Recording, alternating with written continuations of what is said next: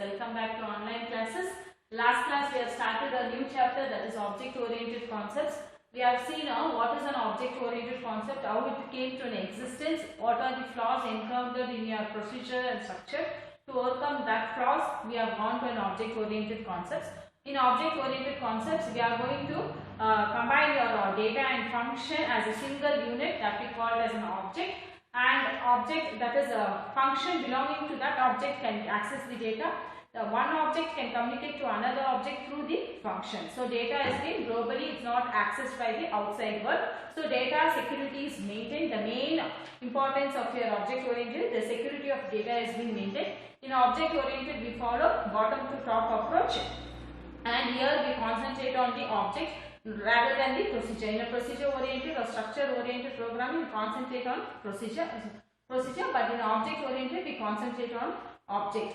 So let's see what are the characteristics. This is the important question in this particular chapter. What are the characteristics of an object oriented concept?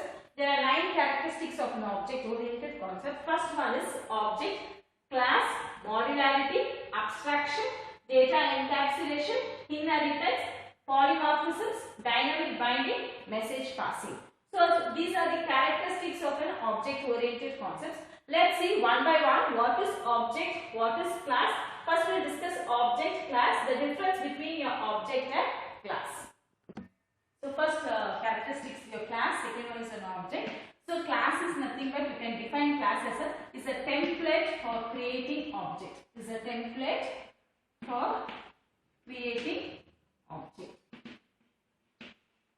Or in another form you can say it serves as a blueprint or plan. It acts as or serves as a blueprint or a plan for which data and function should be included in your object. What kind of data and function should be present in your object? So class is nothing but is a template. What is a template? It's nothing but a pre-formatted format. It is already formatted format. It acts as a starting. It provides a document as a file as a starting point. That we call it as a template. So it acts as a template for creating an object. In other more simple term, I can say it is a collection of similar objects. It is a collection of similar objects. In more simpler term. So other term we can say in a systematically, it is a template for creating an object. In other term I can say it serves as a blueprint or a plan for which data and function should be included for that particular object. So your object, in other term I can say object is nothing but it's the instances of class. Object is nothing but is the instances of class. Or you can say it is an identifiable entity. What is this identifiable means? It has its own characteristics and behavior and state of representing the object. It identifiable means it has its own characteristics, behavior and state. What is this characteristics? The other name for characteristic you can give as features. Okay. For behavior you can say, or you can say for this is attributes. For behavior you can say it's features. So these are the definition of your class and object.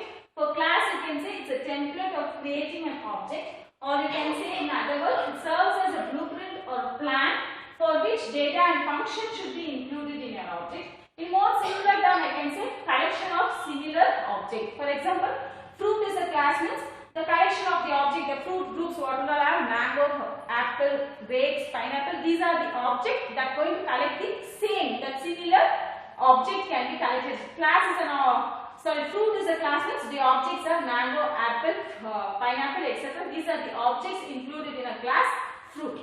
So for object you can say another term, it's as instances of a class, or you can say it is an identifiable entity. What is this identifiable entity means? Which has its own characteristics, behavior or state. Or you can say it has own attributes and feature. So here your class represents your logical entity. Your class represents your logical entity. Your object represents your physical entity. The other difference is your class represents your logical entity. This represents your object represents your physical entity, physical existence entity. Next, another difference it is class does not allocate any memory. Does not allocate memory. Other differences. Class does not allocate any memory, whereas in your object, once object is created under class, it allocates memory. Whenever object is created, it allocates memory. So that is the difference between, you cannot say class and object are the same. Class and object are not the same. Object is nothing but its instance of class. So here you are going to have the similar type of representation of object, that is nothing but your class. So class is nothing but it's a template for creating object. Object is nothing but is the instance of class. It represents logical entity, it represents physical entity. Here it does not allocate any memory when class is created. Here once an object is created, it allocates the memory. So this is the difference between your class and object. Next we'll see what is modularity. The third characteristics of an object-oriented concept is modularity. First we'll see what is module. A module is nothing but is a logical, or you can say it is a logical unit which has self-tested. It is a, or you can say it is a logical unit which is independently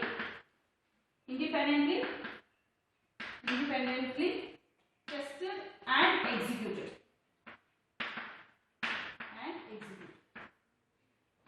What it tells means, first before going to modularity, first we'll say what is module. Module is a logical unit, a unit which is independently tested and executed. We call it as the module. So what it tells means, a problem. What is this modularity means? A large problem or program or complex program is divided into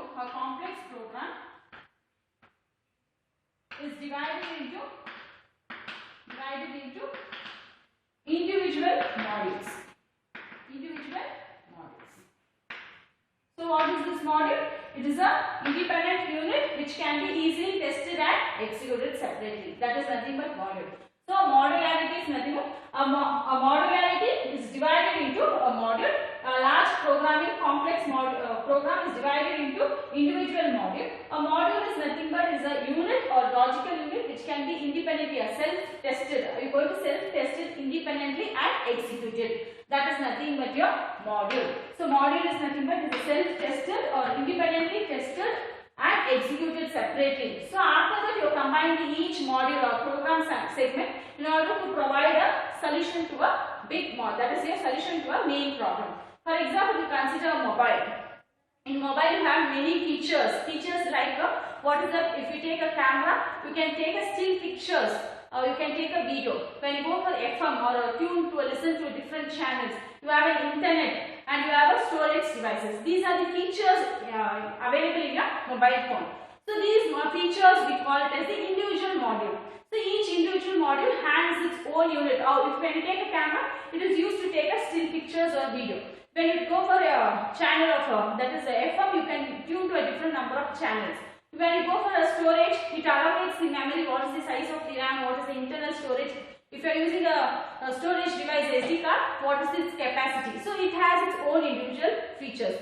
So these are the objects or individual unit or individual module that is stored in a storage unit in a class inside. It is combined with as a mobile. That is nothing but a class mobile. So here a modularity is nothing but each individual unit is independently self-tested and executed. We call it as the modularity. When a large complex program is there, that is divided into number of modules. Each module can be tested independently. That is combined with your main complex program. That gives the solution to your complex program. So this is about your modularity. Next we will see what is data abstraction. Okay, next fourth characteristics of an object-oriented concept is data abstraction. It is an act that represents only the essential features without including any background details. What it is? Data abstraction. It is an act. It is an act which represents the essential details without any background information, without any background details or background information.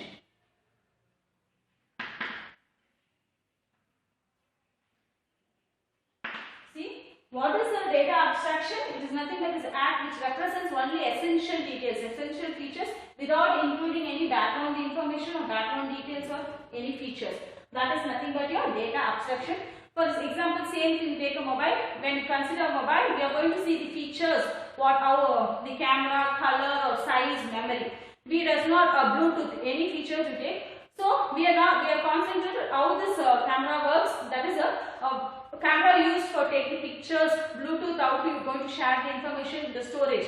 You are not going to the Bluetooth, how it works, the design part. For you to understand, when you want to make use of the mobile, you will just know how its features been working without going to the design part of the features.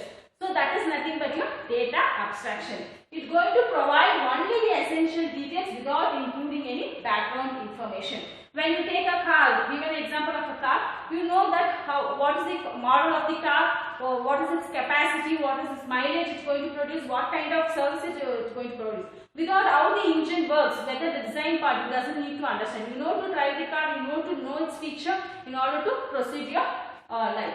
So these are nothing but the data representation, where you are going to take only the essential features without the background. That is, you are going to take only the essential features without any design part of the component. So that is nothing but your design part of the object.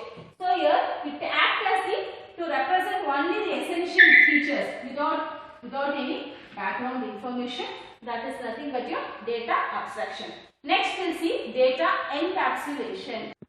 So next concept is in object-oriented characteristics is data encapsulation. In data encapsulation, what you are going to do is you are going to wrap data and function together. What is known as the class, that is nothing but encapsulation. That is nothing but wrapping of data and function together, known as class. This is called as encapsulation. What it tells means you are wrapping data and function together as a single unit that we call as a class.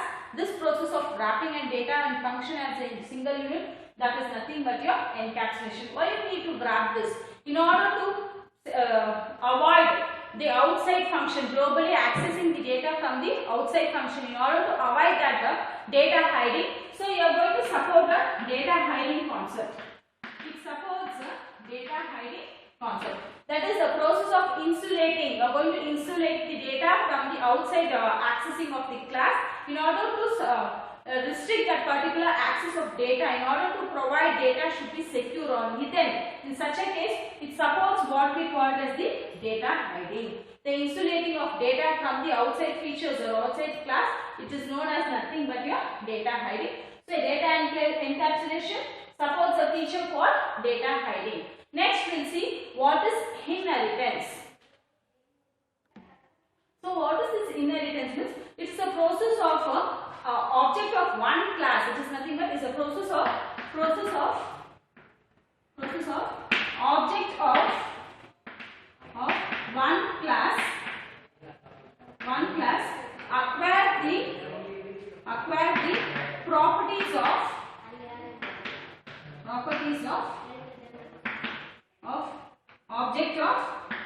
acquire the properties of object of another class. What it tells means, what is this inheritance? It's a process of object of one class acquire the properties of object of another class. So that is nothing but inheritance. Why you need an inheritance means it supports reusability. It supports reusability. The redundant group can be avoided. Similar code of writing can be avoided. You can reuse, the code can be reused again. In order to, I already told, the major advantages of your object-oriented concepts is nothing but reusability. Reusability supported in the inheritance class, in the inheritance characteristics. It plays a hierarchical classification. That is nothing you're going to study in upcoming future classes. Inheritance, that is in a second year. The different types of inheritance you are going to study. So what is inheritance means? You have the process of acquire of object of one class can acquire the properties of object of another class. Suppose you have a parents, you have a children. Example, okay? So children can acquire the properties of all the features or properties of the parent class. So this is my base class and this is my derived class or subclass. So a derived class acquires the properties of your base class, that is nothing but object of your parent class, that is your children class can acquire the properties from your parents class. So you can see another best example, you have a student details. In student details, what are the characteristics or attributes means? Here you have register name, register number, class. So this is my base class. Okay, my main class. So I'm taking the another subclass or derived class as a UC students. Here you can say graduate, any graduate students or MBA, any graduate students. So in UC students, it acquires the same properties of name, register number, class. In that you can give marks for the QC students, any grade, extra features. For your existing, you are not modifying anything in your base class. You can add, you have a unique identity. That is, with the existing attributes, you can add any number of. That is, it acquires some of the objects. That is, attributes or characteristics of in your class. To that, you can add some more features, or you can have its unique features. Similarly, you can have name, class, register number. Here, for graduate, you can have course. What type of course, any elective subject they are taking, anything. Like that you can acquire the any other, that is you can have a unique identity for this or unique object or attribute to this particular class.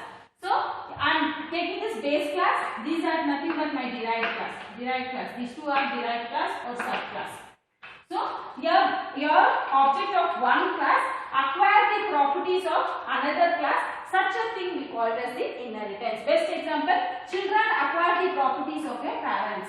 All the features available in your children, that is acquired, that they have all the features from your parents. Extra features apart from the parent, they may have your ancestors or thing. So this is the best example of your inheritance. Inheritance is nothing but you are taking a one class object. For that, from that one class, you are acquiring some attributes or object of another class, so that reusability can be used. No need of redundantly, repeatedly using the same attributes. So you have already mentioned your name and register number class. So here you no need of you can take the same details of name and register number. You can only make use of marks and grade. Here also you can make use of codes and electives. So name and register number can be acquired from the one of the classes. So that is nothing but inheritance. Once again I will say inheritance is nothing but it supports reusability. Again you can reuse the attributes of an object. So by how we are going to mix, taking one class as an object of one class, acquiring the properties of another class. In that you can support reusability. You can eliminate redundant code repeatedly using the code. So that can be removed in your inheritance. That is the major advantages of your OOPS characteristics. Next we will see what is polymorphism. So there are 7 characteristics of your object-oriented concepts is the polymorphisms.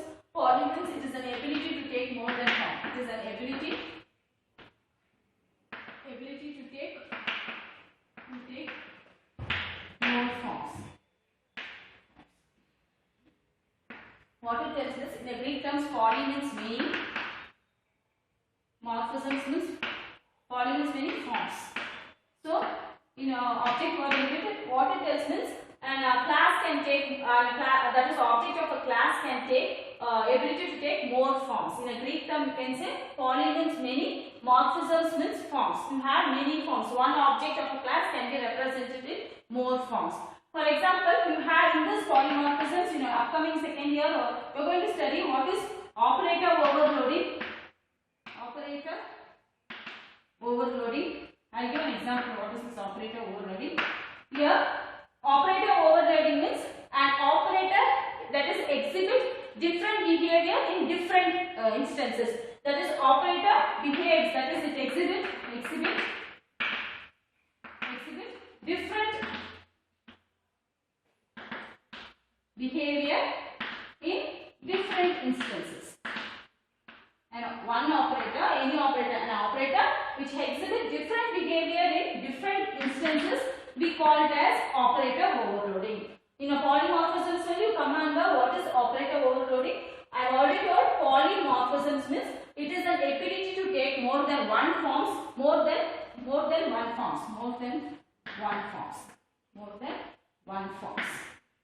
It is an ability to take more than one forms. We call it as the polymorphisms. Our name polymorphisms came in poly in a Greek term. Poly means many, morphisms means forms. So you can have an object of a class, take that more than one forms. How it means? In that you are going to study two type things. One, it is operator overloading. What is this operator overloading? Means an operator which exhibits different behavior in different instances of class, we call it as the operator overloading. For example, I use plus. Plus is my operator. So this plus can be used to add two integer number, two floating. You are going to study different data types, floating point, and even if it is used in a string, that is here to concatenate, to join two string. Concatenate is nothing but to join two string. So a plus operator one operator exhibit different instances, different behaviors in different instances. That is nothing but operator overloading. You are going to study detail in your upcoming future classes. Next, you have function overloading. What is this function overloading? What is this function overloading? Means a single function name is used to do a different multiple task at an instance. We call it as the function overloading. Using a single function name, you are going to perform a multiple task. We call it as the function overloading. A best example I can say, what is a single function name? A single function name used to perform multiple tasks, we call function overloading. For example, take my paint is my function. Paint is my function. Paint. Okay, and here the object, like you have house object, building object, and here you have furniture object. You have fabric here or anything. So I am using a paint as my single function name, paint. So in this I am going to use paint house. Here paint furniture. I am going to using the object furniture. Similarly, building is my object. This is my object. I am using the function paint. I am going to paint the object building. Here fabric.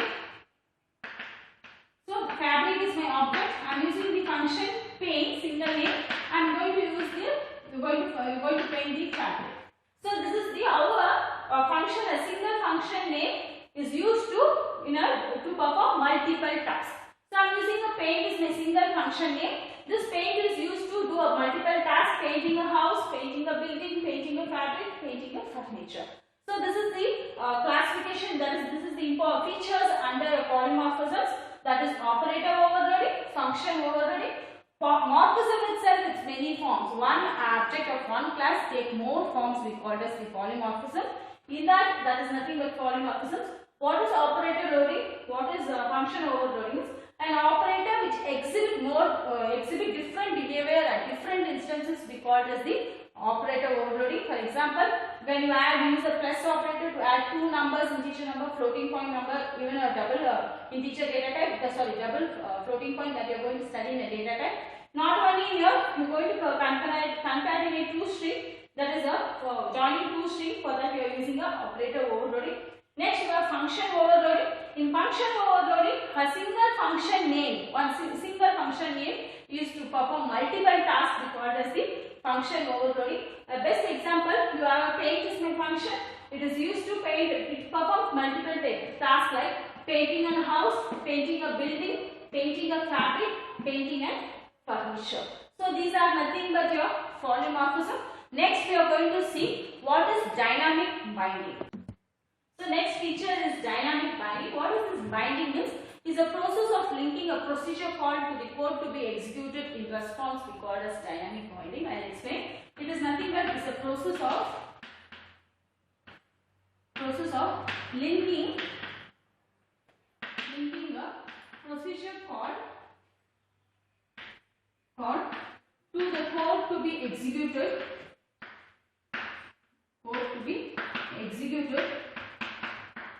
In response, we call it as dynamic binding. What it tells me is, we are going to link a procedure call to the code to be executed, that we call it as the dynamic binding. We are going to, that is what it links a call.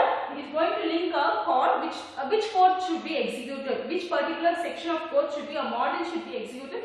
That is done with help of dynamic binding. It's going to link a procedure call to the code to be executed. So in response, that call will be executed or that code will be executed. That process is done with help of characteristics or object-oriented concepts is nothing but dynamic binding. Here you have or you can have what is the dynamic binding. It's not known before. It is known at the runtime. See this dynamic binding. It is not known at that is dynamic binding. The call which are going to be executed, the code should be executed, is not known before in advance. It is known only at the runtime. So that is the one of the features of your dynamic binding. Dynamic binding is which procedure call should be executed.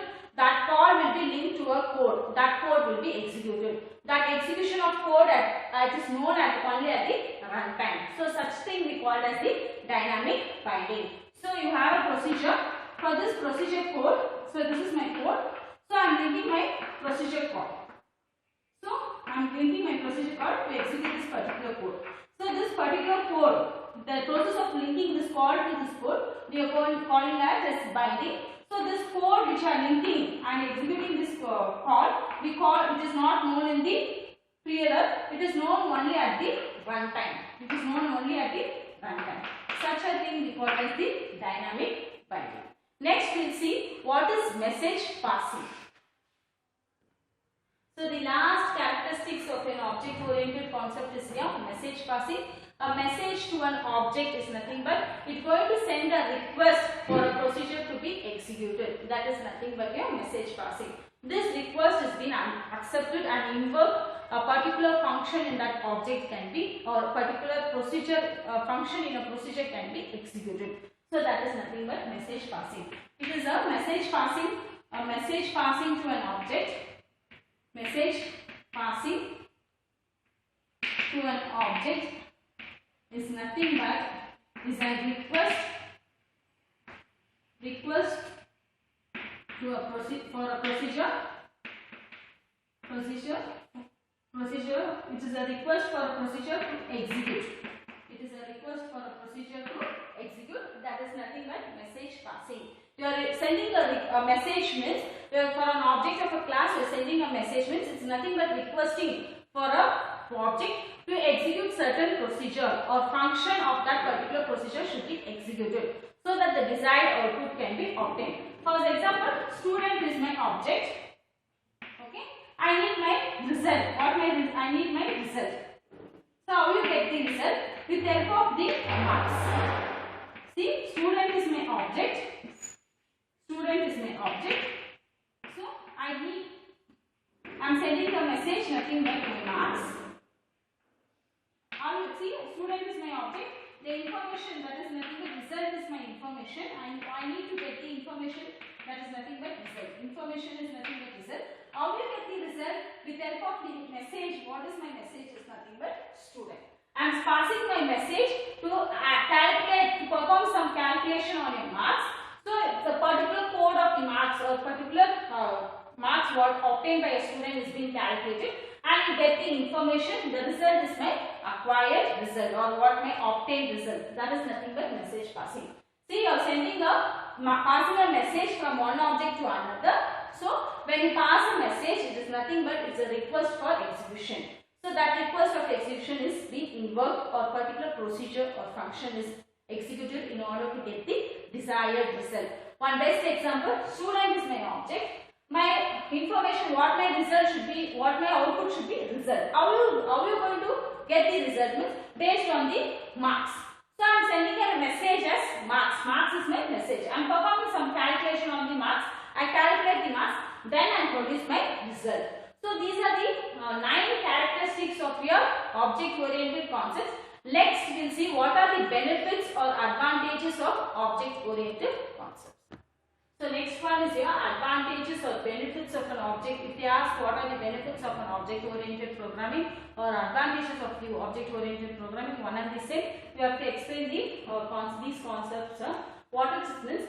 First, advantages of an object-oriented problem. I have already told. Your disadvantage in your traditional programming language is nothing but it does not model the real-world entities. So that was the first advantages. It models the real-world entity. Real-world application can be modeled. So next one is reusability. That is, redundant code of group can be eliminated. You can reuse the concept with help of the characteristics. That is nothing but your inheritance. So it supports reusability. Data hiding. The major advantages of your object-oriented concepts is nothing but your hiding. That is, data can be hidden from the outside world access. So security can be maintained. That is nothing but your data hiding. That is your encapsulation can be done. Next, faster development code. So doing a programming or doing any application with help of object-oriented programming concept, the development of the code is very faster when compared to your other programming language, your traditional programming language. Next, you can upgrade. If you want to upgrade some application or some software, so upgrade from a small system to a large system. So this benefit is done in your object-oriented concepts. That is advantages of your object-oriented concepts. Next, complexity of software. If a software is there, any software, either though if it is complex is present, there is some very lengthy or very complex software is there. With the help of programming language like object-oriented concepts, it can be easily manageable. You can test it, you can manage it, and again after managing, you can test it and easily can be maintained. So this is the one of the advantages of your complexity of software can be upgraded. That is in more simpler term, you can say the software can be upgraded in a very easier way. That is manageable, tested and maintained. So you are going to map it is possible to map an object. You are taking an object in a problem and you can give a solution in a program domain. You are taking a domain as a problem and you give a solution to that object in a program domain. So that is mapping. It is easily to map an object from a problem domain and you give a solution to a program domain.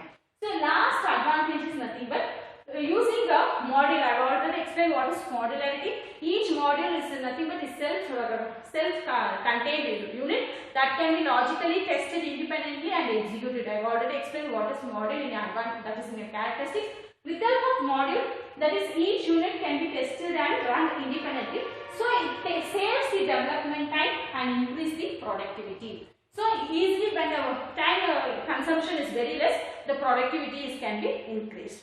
So these are the 8 advantages of your object-oriented programming language. Next we will see what are the disadvantages of OOPS. So next the disadvantages of OOPS is nothing but object-oriented programming. There are 3 disadvantages. So object-oriented programming uses a very tricky method. It's very tricky method. You cannot say it is a difficult method. It is a kind of tricky, the complicated method in order to do a programming language.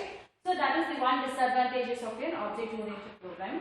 Next disadvantage is if you want to program in the language of object-oriented, you need a special skills. The programmer should have a proper skills, thinking skills, designing skills.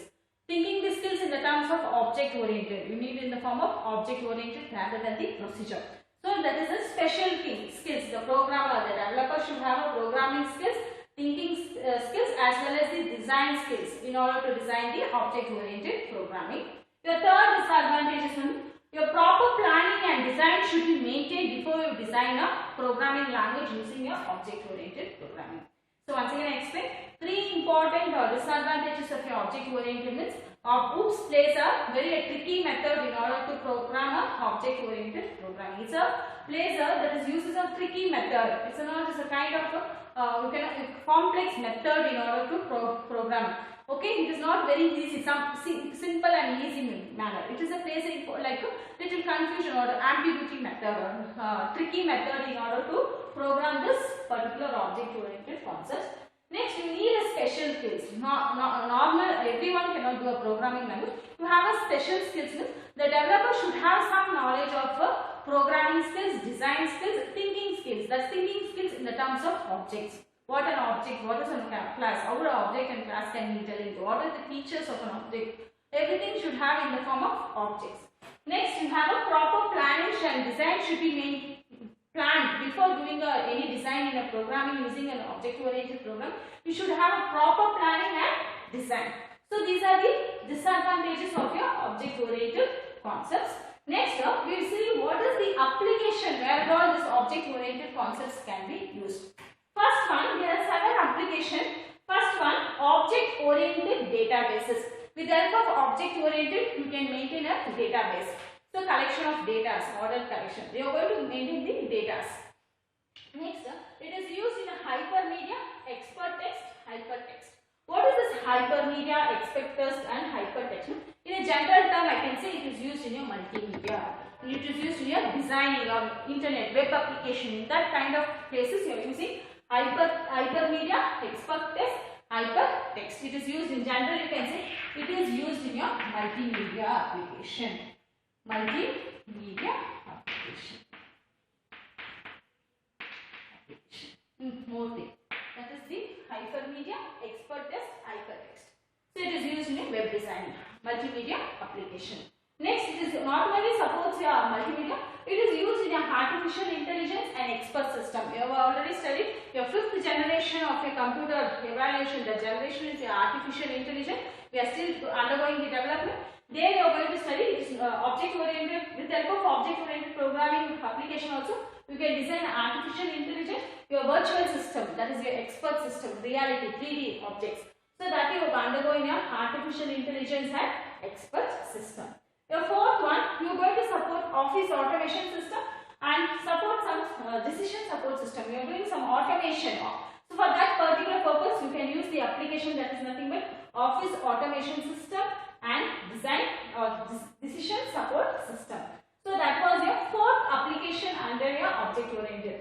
Your next one is your CAD, CAM, CIM. What does this mean? Computer aided drafting, computer aided manufacturing, computer integrated manufacturing. This is used in your mechanical fields in order to design particular components. So you are going to define that is computer. What is this CAD? You are already mechanical students understand. Computer aided design. So this is computer aided manufacture. M stands for CIM stands for computer integrated manufacture. Integrated manufacture. So this is used in the mechanical fields. So where you are going to use an application that is nothing but your object oriented CAD, CAM and CIM, that is computer aided design, computer aided manufacture, computer integrated manufacture. In that particular field you can use a object oriented programming. So in order it also supports parallel processing and neural networks. Neural networks is nothing but you are going to like it is used in your application going to support your human brains. You are going to form a simulation or you are going to support how the neural networks going to how a human when you take an artificial intelligence. Similarly, that artificial intelligence also make that part of thing also supported in a neural networks. Brain of a computer, human beings can be supported how to run, how to do some features. So that is done with an application. Parallel processing is nothing but it is going to divide a problem, that is it is going to divide a problem into number of small program and run the program parallelly, that is going to support multitasking, that is nothing but parallel processing. So that is it also supports parallel processing and as well as the neural networks. Next, simulation and modeling. So simulation is nothing but it's a kind of animating or kind of simulation. Suppose I want to access some data from my mobile. I want to access the data from my mobile to my PC, which is located in your home. Like here we have some details like. So when I'm located somewhere outside, my PC is nothing but a computer is available at home. I need some data should be accessed. For that I can use of any kind of I can apply this object oriented programming concept software. I can show it in the form of simulation. That is the data which is stored in this particular thing. The system should be on. With the help of IP address I can access the data. Simulation or modeling can be done. So like a packet is from one system to another system and transferring some data. So in the form of simulation, it is not directly in the form of some animation or simulation. I am transferring some data. So these applications also supported in your object-oriented concepts. So these are the 7 applications which is supported by OOP, that is object-oriented concept. First one is database, multimedia, artificial intelligence, automation, CAD, CAM and CIM. Third one is parallel processing and neural networks, that the human brain can be done. Next one is your simulation and modeling. So till here the concept of your object oriented, the introduction part. So next next is your we have gone under what is the object oriented concepts, how it came into existence, and we have seen the characteristics, applications, advantage and disadvantages. Next we are going to go to interior, that is how the programming can be done, what are features is required to do a program, what is the syntax, our programming going to start, we are going to study in upcoming classes. Today's class I will wind up with this introduction part of object oriented programming concepts. Thank you one and all.